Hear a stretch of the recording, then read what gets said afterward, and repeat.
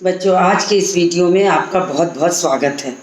मैं आपको स्पर्श भाग 2 के पद्य खंड का चौथा पाठ पढ़ाने चल रही हूँ।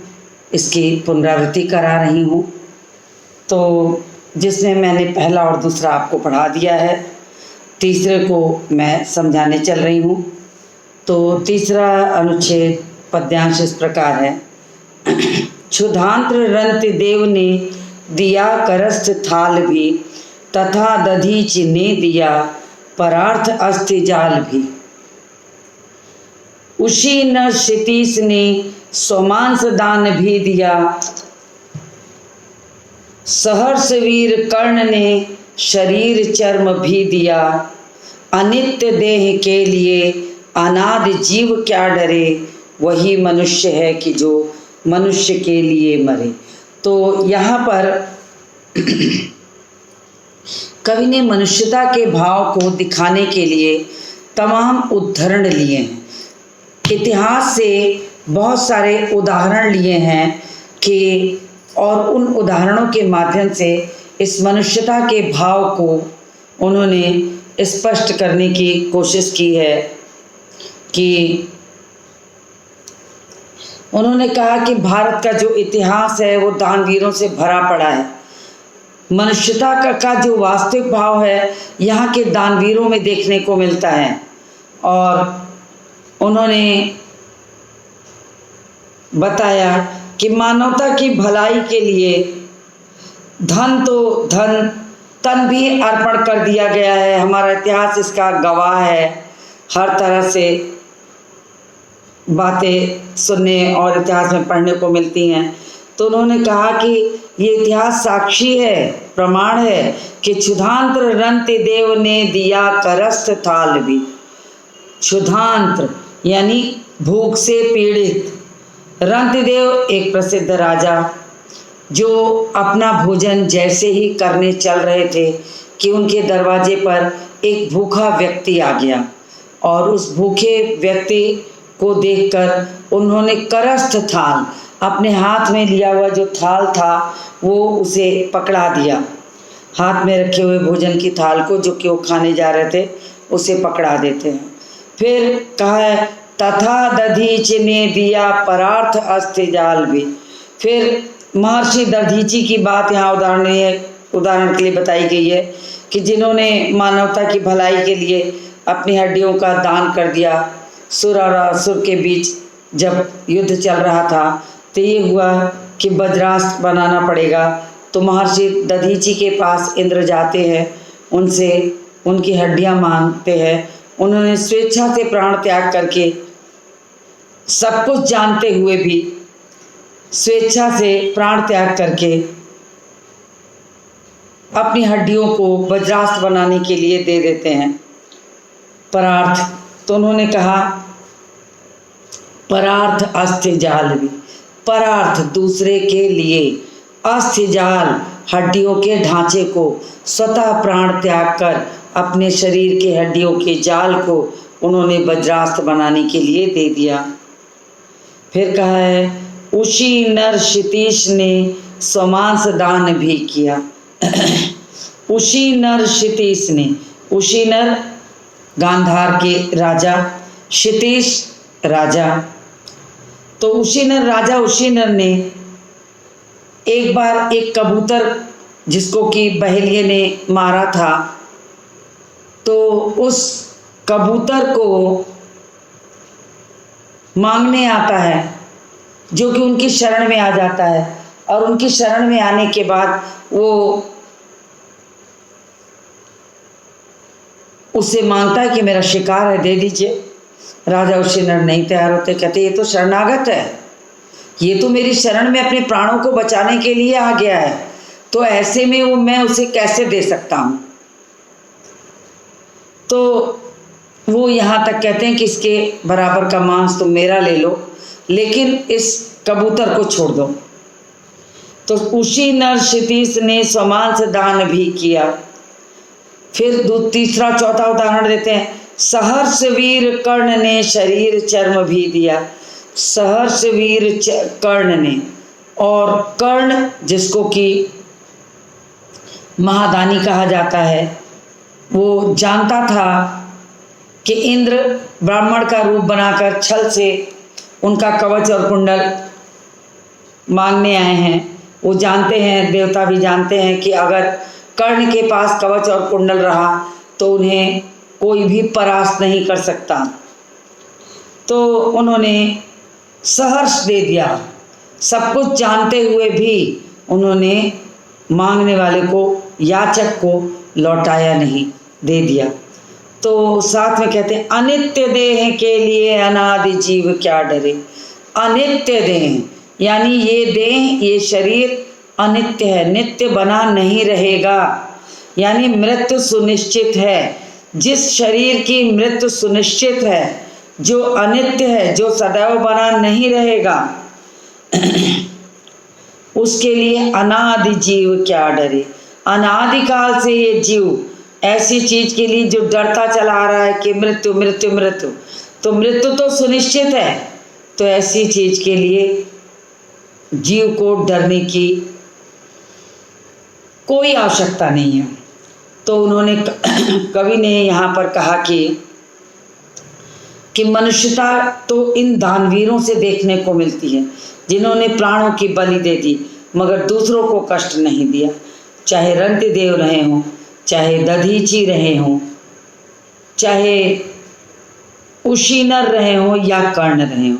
तो इन तमाम उदाहरणों को देकर कवि ने यहाँ पर मनुष्यता के भाव को कितने सुंदर ढंग से व्यक्त किया है कि मनुष्यता, मनुष्य के अंदर वो गुण है जिससे उसकी सज्जनता, उसको उच्च कोटि का व्यक्ति बनने को मिलता है कि मतलब वो बड़ा आदमी बन सकता है। तो इस तरह से मनुष्यता में तमाम उदाहरणों को देख कर के यहाँ पर इन्होंने पाठ को पढ़ाया कि किस तरह से मनुष्यता को स्पष्ट करना चाहिए। कर्ण की बात की जाए तो कर्ण ने भी हर तरह से महादानी कहलाए और शरीर चर्म दे दिए, सब कुछ जानते हुए भी। तो यहाँ पर कवच और कुंडल दान कर दिए थे। तो कवि का मानना है कि जब मनुष्य का ये शरीर उसे पता है कि ये तन नश्वर है, अनित्य है, कभी बना नहीं रहेगा, तो मृत्यु से किस बात का डर, तब तो उसे अपनी मृत्यु को सहज स्वीकार कर लेना चाहिए। इस तरह से दूसरों की भलाई के लिए अगर मनुष्य अपना जीवन दान करता है तो फिर वो उस इतिहास में हमेशा हमेशा के लिए अमर हो जाता है। तो यहाँ पर भारतीय दानवीरों की दानशीलता का उदाहरण कवि ने दिया है कि 3-4 उदाहरण दिए हैं और इनके माध्यम से परोपकार के लिए प्रेरित किया है कि परोपकार करना जीवन में कितना बड़ा दान है जो दूसरों के लिए किया जाता है। खुद जानबूझकर दूसरों को सुख पहुंचाने वाले व्यक्ति जो होते हैं कभी दुखी नहीं होते। अब अगर भाषा की बात करें तो वही भाषा तत्सम, संस्कृतनिष्ठ, खड़ी बोली, तुकांत युक्त भाषा, उद्बोधन शैली है, प्रश्न शैली है, और दधीची ने दिया में अनुप्रास अलंकार है, दृष्टांत अलंकार है, तमाम दृष्टांतों का उदाहरण दिया गया है यहाँ पर। तो ऐसे देखा जाए तो बहुत सुंदर ढंग से इस मनुष्यता के भाव को कवि ने यहाँ पर व्यक्त किया है। तो मुझे ऐसा लगता है कि आपको ये बातें बहुत अच्छे से समझ में आ गई होंगी। और प्रश्न में आपको बहुत सारे प्रश्नों में सबसे पहले तो जो उदाहरण दिए गए हैं उनकी कथाओं से जुड़े हुए जो वर्णन है वो पूछे जा सकते हैं। साथ ही साथ जो पाठों में प्रश्न दिए गए हैं उन पाठों को भी पूछा जा सकता है, उन पाठों के प्रश्नों को भी पूछा जा सकता है। तो मैंने आपको इतना बता दिया। अब मैं अगले पद पर आती हूँ। अगला पद आपको पढ़ाऊंगी कि जहाँ इन्होंने कहा है कि ऊपर तो उन्होंने ऐतिहासिक उदाहरणों को दिया कि तमाम ऐतिहासिक उदाहरण बताए कि इन ऐतिहासिक उदाहरणों के माध्यम से कैसे मनुष्यता के भाव को व्यक्त किया जाता है, मनुष्यता के भाव को स्पष्ट किया है यहाँ पर। तो कर्ण महादानी थे, उनका वर्णन है, रंतिदेव का वर्णन है, और रंतिदेव के बाद कर्ण का, रंतिदेव का, उशी नर का। तो इस तरह से देखा जाए तो मनुष्यता का जो भाव है बहुत स्पष्ट समझ में आता है कि वास्तव में क्या। प्रश्नों की बात अगर करें तो पौराणिक कथाओं पर प्रश्न पूछे जा सकते हैं। दूसरा पूछा जा सकता है कि कवि के अनुसार सच्चा मनुष्य कौन है, और पूछा जा सकता है कि दधीची को किस लिए याद किया जाता है। तो छोटे छोटे प्रश्न हैं जो इस पे बन सकते हैं तमाम आपको। और ये प्रश्न ये भी बन सकता है कि देह को अनित्य क्यों कहा गया है। तो देह को अनित्य इसलिए कहा गया है कि मृत्यु सुनिश्चित है। जिस मनुष्य ने इस धरती पर जन्म लिया है वो मनुष्य निश्चित ही मरेगा। ये भगवान के घर से पहले ही लिखकर ये नियम आ गया है। तो अनित्य है ये देह, सदैव तो बनी रहेगी नहीं, नश्वर है। इस नाते से अनित्य कहा गया कि अनित्य देह के लिए अनादि जीव क्या डरे। परार्थ शब्द का पूछा जा सकता है। तो परार्थ का मतलब होता है परायों का जिसमें हित हो, दूसरों का हित करने वाले, परायों का हित करने वाले। तो मैं इनने इतना बता दिया। अब मैं बढ़ती हूँ आगे चौथे पर। सहानुभूति चाहिए महाविभूति है यही, वशीकृता सदैव है बनी हुई स्वयं मही। विरुद्धवाद बुद्ध का दया प्रवाह में बहा, विनीत लोक वर्ग क्या न सामने झुका रहा। आहा वही उदार है परोपकार जो करे, वही मनुष्य है कि जो मनुष्य के लिए मरे। अब इन्होंने कहा है कि सहानुभूति चाहिए महाविभूति है यही।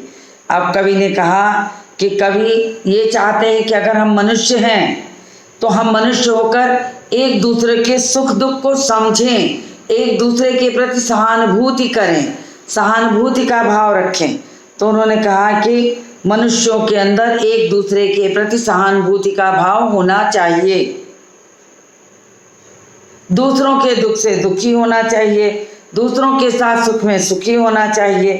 तो ये उन्होंने कहा है महाविभूति है यही, यही संसार की सबसे बड़ी पूंजी है, यही महाविभूति है, यही संसार की सबसे बड़ा खजाना है, सबसे बड़ी पूंजी है। फिर उन्होंने कहा आगे कि वशीकृता सदैव है बनी हुई स्वयं मही, और ऐसे मनुष्यों के वश में ये धरती स्वयं बंधी रहती है। कैसे मनुष्यों के कि जिसके अंदर सहानुभूति का भाव है, जिसके पास सहानुभूति का रूपी बड़ा खजाना है, ऐसे व्यक्ति के वश में ये धरती स्वयं बंध जाती है। विरुद्धवाद बुद्ध का दया प्रवाह में बहा। अब इन्होंने बुद्ध का उदाहरण देके कहा कि भगवान बुद्ध के भी विरोधी बहुत थे, लेकिन जब भगवान बुद्ध के बारे में लोगों ने जाना, उनकी दयालुतापूर्ण बातों को जब उन्होंने सुना, तो उनकी दया के भाव को समझे। तो जितने भी संसार के लोग उनके विरोधी थे सब उनके सामने नतमस्तक हो गए। तो कहा कि विरुद्धवाद बुद्ध का दया प्रवाह में बहा। दया के प्रवाह में जो सारा विरोध था अपने आप खत्म हो गया। विनीत लोक वर्ग क्या न सामने झुका रहा, विनीत लोक वर्ग क्या न सामने झुका रहा। विनीत नम्रता के कारण झुका हुआ व्यक्ति बहुत विनीत कहलाता है। तो अगर मनुष्य अपनी नम्रता से, अपनी विनम्रता से, लगातार विनम्रता से उसके सामने झुका रहेगा तो पूरा संसार उसके सामने झुक जाएगा। विनीत लोक वर्ग क्या न सामने झुका रहा। जो संसार के लोग बड़े कठोर बनते थे वो बहुत विनम्र होकर के उनके सामने नतमस्तक हो गए। आहा वही उदार है परोपकार जो करे। उन्होंने कहा कि वास्तव में संसार में वही सबसे बड़ा उदार व्यक्ति है जो परोपकार करना जानता है, जिसे परोपकार का पता है। फिर इन्होंने कहा वही मनुष्य है कि जो मनुष्य के लिए मरे। तो यहाँ पर देखिए कवि ने कितने सुंदर ढंग से यहाँ पर वर्णन किया है कि मनुष्य का स्वभाव होता है दूसरे के दुख से दुखी होना, दूसरे के सुख से सुखी होना। ये सबसे बड़ा गुण या खजाना है, यही बताया गया है यहाँ पर। तो मैं इसका काव्य सौंदर्य बता दूं, फिर इस पे बनने वाले छोटे छोटे प्रश्न चर्चा कर दूंगी। तो काव्य सौंदर्य की बात करें तो इसमें सहानुभूति, दयालुता, सहृदयता जैसे गुण को, मानवीय गुण को महाविभूति कहा है कवि ने, कि जिसके पास सहानुभूति हो, दयालुता हो, सहृदयता हो, वो संसार का सबसे बड़ा धनी व्यक्ति है, वो संसार का सबसे अधिक खजाना रखने वाला व्यक्ति है। और भाषा की बात करें तो वही संस्कृत निष्ठ, खड़ी बोली, काव्य रचना बिल्कुल तुकांत है, उद्बोधन शैली है, प्रश्न शैली है। पशु प्रवृत्ति में तो यहाँ पर अनुप्रास अलंकार है। और सदैव है बनी हुई स्वयं मही। तो सदैव है से सदैव स्वयं से अनुप्रास होता है, जबकि बीच में कुछ जरूरी शब्द आ गए हैं। और इस पे जो छोटे छोटे प्रश्नों की अगर बात करें तो ये छोटे प्रश्न कौन कौन से बन सकते हैं वो सुनिए। सबसे पहले कि महाविभूति, सहानुभूति को महाविभूति क्यों कहा गया है? सहानुभूति को महाविभूति क्यों कहा गया है? तो कवि ने यहाँ पर जो बताया है कि सहानुभूति चाहिए महाविभूति है, तो कवि ने सहानुभूति को मनुष्य की सबसे बड़ी पूंजी बताई है। क्यों बताई है? क्योंकि दूसरों के प्रति सहानुभूति का भाव रखने वाला जो मनुष्य होता है संसार में सबका सबसे बड़ा प्रिय होता है और संसार में नाम कमाता है। इसी के लिए दुनिया वश में हो जाती है। तो इन्होंने बताया कि संसार के जो व्यक्ति होते हैं, जो अपने पास सहृदयता, विनम्रता, करुणा सब रखे रहते हैं, वो उनकी महापूंजी है।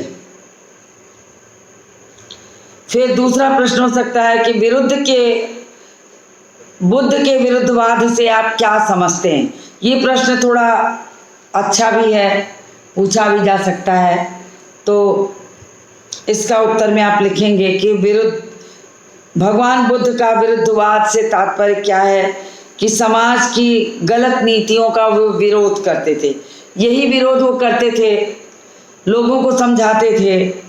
तो महात्मा बुद्ध ने समाज में फैली सभी गलत रीतियों, कुरीतियों को मना कर दिया लोगों को ग्रहण करने से।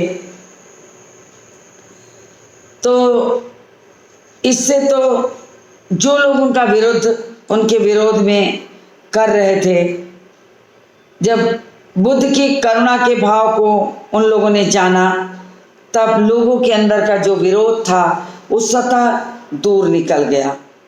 फिर इस पे जो बहुविकल्पी प्रश्न हैं वो सुन लीजिए कि कैसे बन सकते हैं। मनुष्य की सबसे बड़ी पूंजी किसे कहा गया है? तो मनुष्य की सबसे बड़ी पूंजी जो है यहाँ पर सहानुभूति को दिखाया गया है। एक प्रश्न और बन सकता है कि धरती किन भावनाओं के कारण वशीकृता बनी हुई है? धरती किन भावनाओं के कारण वशीकृता बनी हुई है? एक प्रश्न ये हो सकता है। तो इसका उत्तर आप मान सकते हैं कि धरती धैर्य और सहनशीलता के कारण वशीकृता बनी हुई है। धैर्य और सहनशीलता के कारण जो ये धरती है वो वशीकृता बनी हुई है। तो ये आपको समझ में आ गया होगा। मैं आगे बढ़ती हूँ।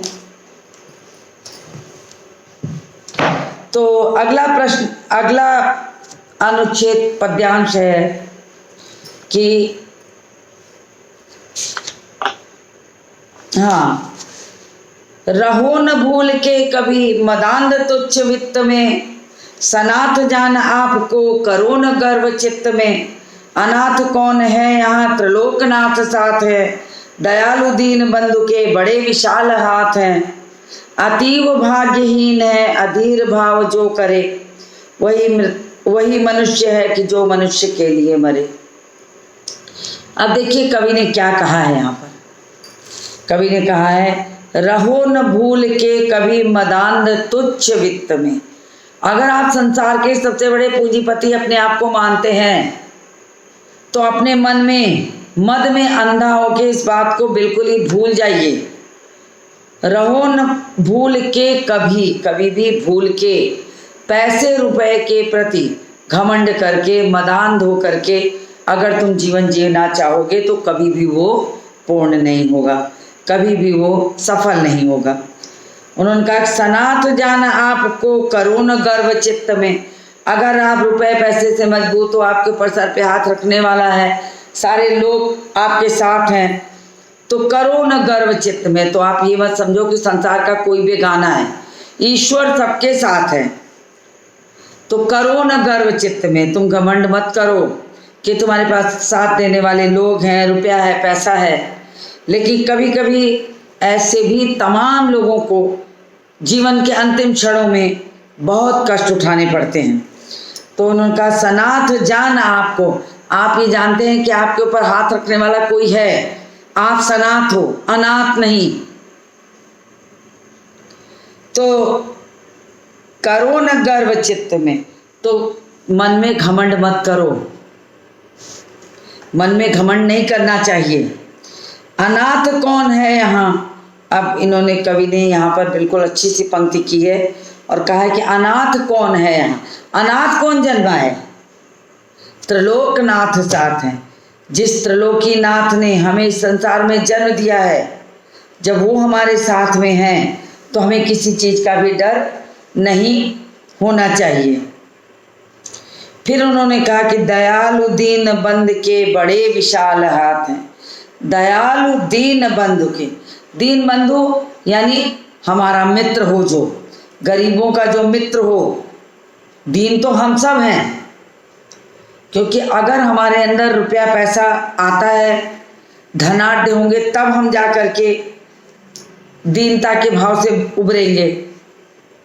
तो उन्होंने कहा कि दयालु दीन बंधु के बड़े विशाल हाथ हैं। कवि ने कहा कि दीन बंधु की उदारता का बखान करने योग्य नहीं है, इनकी उदारता अपरंपार है। और कहा, अनाथ कौन है यहाँ। संसार में कोई भी अनाथ नहीं है, त्रिलोकनाथ साथ हैं, ऊपर वाला ईश्वर साथ है। दयालु दीन बंधु के बड़े विशाल हाथ हैं। दीन बंधु की दयालुता इतनी विशाल है कि अपने बड़े बड़े हाथों को हमारी कृपा मस्तक पर, हमारे ऊपर रख देते हैं, कल्याणकारी हाथ। अतीव भाग्यहीन है अधीर भाव जो करे। इन्होंने कहा कि संसार का वो व्यक्ति सबसे बड़ा भाग्यहीन व्यक्ति है जो अधीर भाव जो करे, जिसके अंदर धैर्य नहीं है, जिसके अंदर अधैर्य है, धैर्य का भाव ही नहीं है।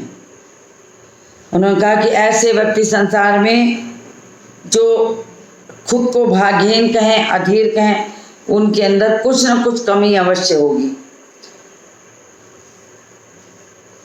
फिर उन्होंने आगे वही कहा कि वही मनुष्य है कि जो मनुष्य के लिए मरे। वास्तव में मनुष्य कहलाने वाला व्यक्ति वही है जो अपने प्राणों को मनुष्य के लिए न्यौछावर कर दे। तो कितने सुंदर ढंग से मनुष्यता के भाव को यहाँ पर कवि ने स्पष्ट किया है कि मनुष्यता हर व्यक्ति के अंदर समाहित होती है, और जब मनुष्य घमंड कर लेता है, जब मनुष्य को इस चीज का घमंड हो जाता, मदांध, मद से अंधा। मद से अंधा मतलब हुआ कि आपको घमंड हो जाए कि मेरे पास तो रुपया है, पैसा है, गाड़ी है, बंगला है, मुझे किसी के सहारे की क्या जरूरत है। लेकिन ये जान लीजिए कि कभी ना कभी किसी न किसी परिस्थिति में आपके ऊपर भी उस भगवान के हाथ का होना सुनिश्चित है, कभी न कभी होगा ही। आप कितना भी परेशान होइए, आपके मस्तक पर दीनबंधु के, दयालु के बड़े बड़े हाथ जो हैं, दयालु दीनबंधु के, अपने रक्षा कवच को आपके मस्तक पर लाकर रख देते हैं। फिर आगे कहते हैं अतीव भाग्यहीन है अधीर भाव जो करे। वो मन संसार का मनुष्य जो है वो सबसे बड़ा भाग्यहीन है, जो अपने अंदर अधैर्य का भाव जमा करता है, अधैर्यता का भाव जो जमा करता है, वास्तव में वो सबसे बड़ा भाग्यहीन है। फिर आखिरी में उन्होंने कहा वही मनुष्य है कि जो मनुष्य के लिए मरे। संसार में वही मनुष्य वास्तव में मनुष्य कहलाने योग्य है, जो अपने प्राणों की बलि मनुष्य के लिए दे देता है। वही मनुष्य है कि जो मनुष्य के लिए मरे। तो यहाँ पर देखिए कितना सुंदर वर्णन कवि ने किया है कि आपके पास रुपया पैसा हो गया तो घमंड मत करो, घमंड कभी भी टूट सकता है। अब अनंत अंतरिक्ष में, अनंत, अनंत का मतलब आकाश भी होता है, अनंत का मतलब होता है जिसका कि अंत ना हो सके, अंतहीन कह सकते हैं। और अंतरिक्ष आकाश, फिर स्वभाव अपनी अपनी भुजाएं, यहाँ पर अपनी अपनी भुजाओं की बात की गई है।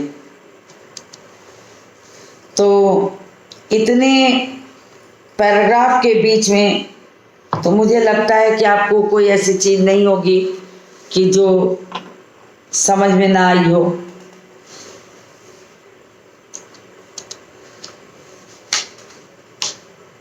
देखिए इसमें जो प्रश्न बनते हैं, पहले तो कवि ने यहाँ पर बिल्कुल कलंक रहित जीवन का वर्णन किया कि आप घमंड छोड़ दो, आपके अंदर से सारे घमंड के भाव को निकल जाना चाहिए।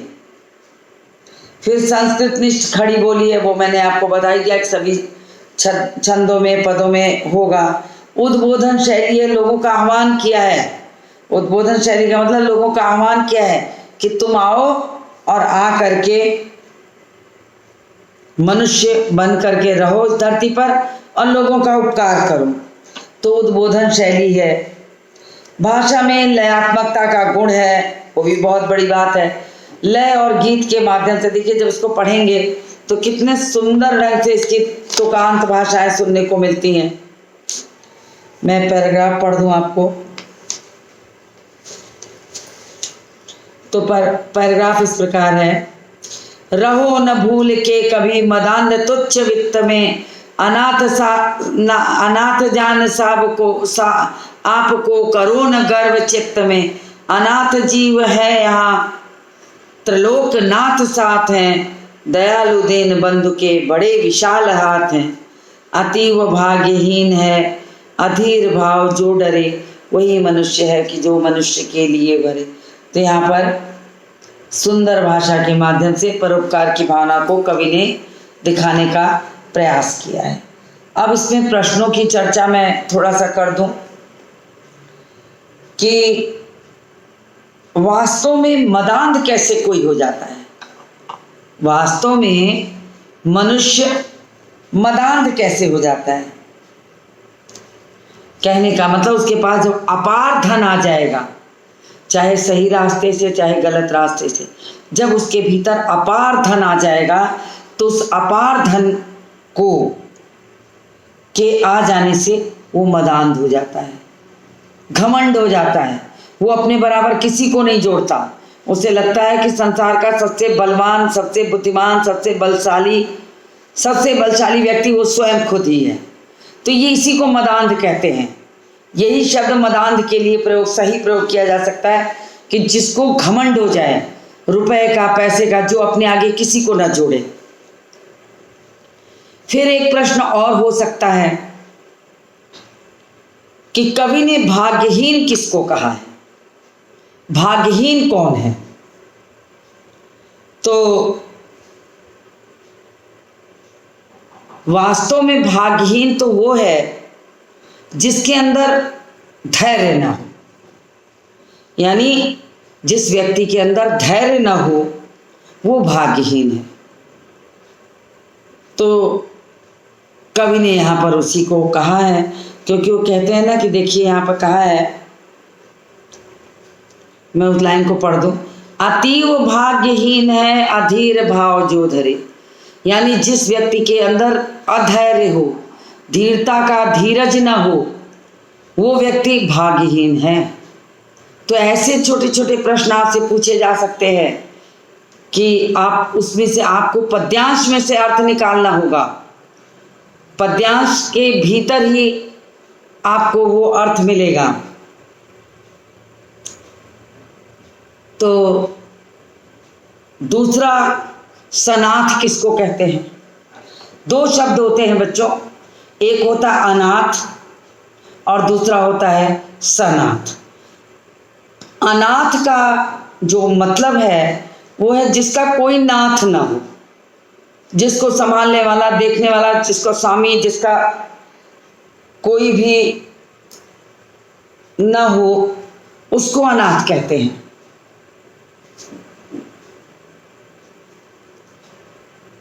तो एक चीज, दूसरा सनाथ, सनाथ कहते हैं जिसके सब रक्षक पालक सब लोग हों। तो अनाथ हो के तो कोई पैदा ही नहीं हुआ है, संसार में भगवान सबके हैं। तो अनाथ सनाथ जान आपको करो न गर्व चित्त में, रुपया है, पैसा है, आपके ऊपर सिर पर हाथ रखने वाला है, तो आपको घमंड नहीं होना चाहिए। संसार में पैदा हुआ हर व्यक्ति सनाथ है, क्योंकि जो भगवान हैं वो भगवान सबके ऊपर अपना वरद हस्त रखते हैं। यहाँ पर कवि ने यही समझाने की कोशिश की है। और इसके अलावा कवि ने धन को तुच्छ क्यों कहा है? एक प्रश्न ये भी बन सकता है कि कवि ने धन को तुच्छ क्यों कहा है? क्यों कहा है कि धन तुच्छ है? क्योंकि धन कभी स्थिर नहीं होता है। लक्ष्मी हैं, चंचला हैं, ये कभी स्थिर नहीं होती, ये कभी एक जगह नहीं रहेगी, ये चलती है। तो ये तो सोचना ही नहीं चाहिए। इसीलिए धन को उन्होंने तुच्छ कहा कि आज है कल चला जाएगा, कल कोई विपरीत परिस्थितियां आ जाए, आपके पास जो धन है वो अचानक किसी कारण से चला जाए, किसी ने कल नहीं देखा है, तो धन तो तुच्छ है। तो कवि ने यहाँ पर धन को तुच्छ कहा है कि उससे घमंड मत करो। आज आप बहुत बड़े आदमी हो, कल आप दिवालिया हो जाओ किसी कारण से तो कुछ भी नहीं हो, सड़क पर आ जाओगे। तो यहाँ पर यही कहा गया है कि ऐसे धन को तुच्छ इसीलिए कहा है कि उसे देखकर गर्व करने की आवश्यकता बिल्कुल नहीं है। तो कितनी छोटी छोटी सी चीज़ें यहाँ पर प्रश्न के रूप में बनाई जा सकती हैं जो मैंने आपको बता दी, और मुझे ऐसा लगता है कि आपको समझ में आ गया होगा। और इसका अभी आपके 4 पद हुए हैं, 4, 5वां, 6वां, 7वां। अभी 5वां मैंने पढ़ाया है आपको,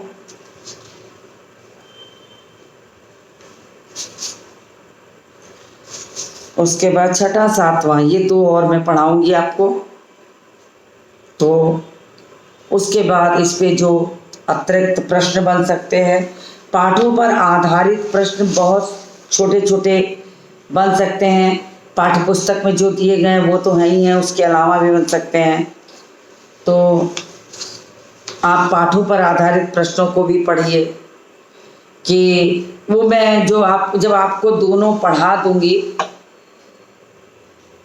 तो मैं आपको इसको बताऊंगी। और मुझे उम्मीद है कि आपको सारांश के रूप में अगर मैं थोड़ा सा बता दूं इसको, कि व्यक्ति को पैसे के ऊपर कभी घमंड नहीं करना चाहिए। संसार में सारे व्यक्ति सनाथ होते हैं।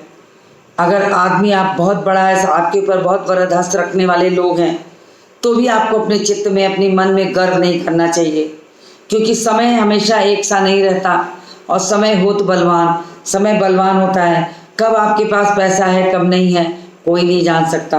तो ऐसी स्थिति में भी जो धन है वो चला जाता है। तो संसार में कोई अनाथ नहीं है, त्रिलोकनाथ साथ हैं। त्रिलोकीनाथ जो हैं वो साथ है, आपकी रक्षा का भार उनके ऊपर है। दयालु दीन बंधु के बड़े विशाल हाथ हैं। दीन बंधु की दयालुता इतनी बड़ी है कि अपने विशाल हाथ आपके ऊपर रखे रहेंगे तो आपको कभी कुछ नहीं होगा। अतीव भाग्यहीन है अधीर भाव जो भरे। संसार में वो मनुष्य अत्यधिक भाग्यहीन है, अत्यधिक भाग्यहीन है जिसके अंदर धीरता, अधैर्य हो, धीरता न हो। तो कवि ने यहाँ इन छोटे छोटे उदाहरणों के माध्यम से समझाने की कोशिश की है। तो मुझे उम्मीद है कि आपको ये अंश पूरा मनुष्यता का समझ में आ गया होगा। और आज इस वीडियो को मैं यहीं समाप्त करती हूँ और मिलती हूँ आपसे अगले वीडियो में।